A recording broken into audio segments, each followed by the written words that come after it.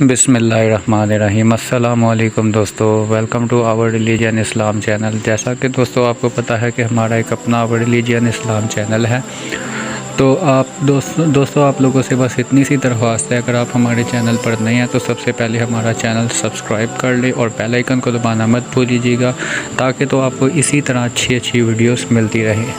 تو چلے شروع کرتے ہیں آج کی ویڈیو۔ دوستو، اگر کوئی شخص تمہارا دل توڑ کر چلا جائے تو آپ کیوں مایوس ہو رہے ہو؟ کسی نے پوچھا، تم انہیں یاد کیوں کرتے ہو جو تمہیں یاد نہیں کرتے؟ تڑپ کر دل بولا، رشتے نبھانے والے مقابلہ نہیں کرتے۔ حضرت امام علیہ السلام نے فرمایا، اگر تم اس وقت مسکرا سکتے ہو جب تم پوری طرح سے ٹوٹ چکے ہو، تو یقین جانو پھر دنیا میں تم کو کبھی بھی کوئی نہیں توڑ سکتا۔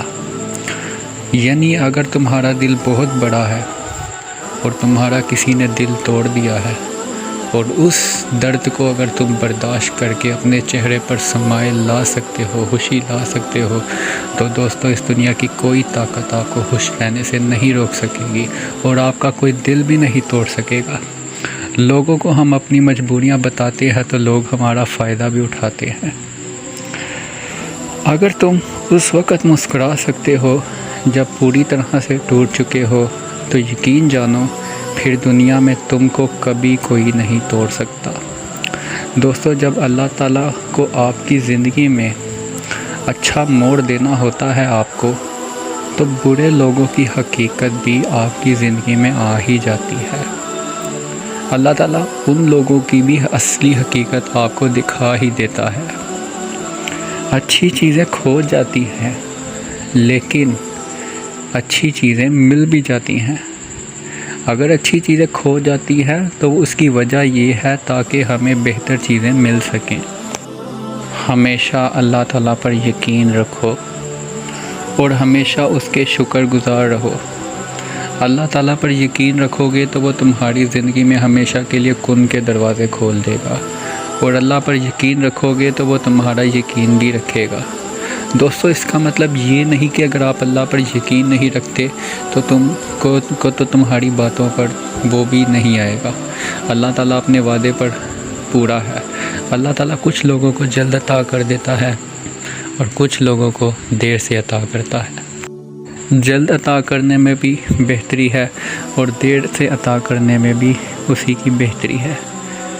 ہمیشہ اللہ تعالیٰ پر یقین رکھو گے تو اللہ تعالیٰ تمہارے صبر کے بدلے میں تمہیں ایک اچھا پھل عطا کرے گا۔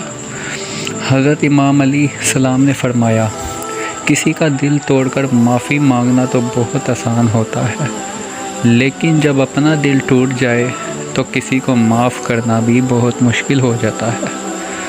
اگر لوگ آپ سے دوری اختیار کر رہے ہیں تو انہیں کرنے دیجیے، کیونکہ وقت زندگی کی ڈور کسی کے چھوڑ جانے کا محتاج نہیں ہوتا۔